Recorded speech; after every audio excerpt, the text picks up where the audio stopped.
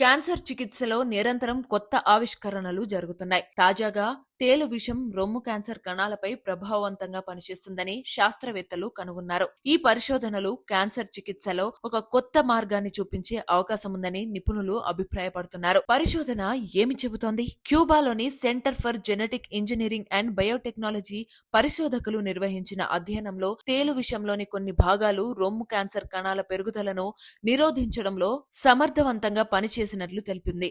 అయితే ముఖ్యంగా రోపాలోబుస్ ప్యూరిసెప్స్ అనే నీలితేలు అంటే బ్లూ స్కార్పియన్ విషంపై దృష్టి సారించారు. తేలు విషం ఎలా పనిచేస్తుంది? తేలు విషంలో అనేక రకాల పెప్టైడ్లు, ప్రోటీన్లు ఉంటాయి. వీటిలో కొన్ని క్యాన్సర్ కణాలపై మాత్రమే లక్ష్యంగా పెట్టుకుని పనిచేసే సామర్థ్యాన్ని కలిగి ఉంటాయని పరిశోధకులు గుర్తించారు. ఇవి ఆరోగ్యకరమైన కణాలకు ఎటువంటి హాని కలిగించకుండా క్యాన్సర్ కణాలను గుర్తించి వాటి పెరుగుదలను అడ్డుకుంటాయని, వాటిని నాశనం చేస్తాయని ప్రాథమిక అధ్యయనాలు సూచిస్తున్నాయి.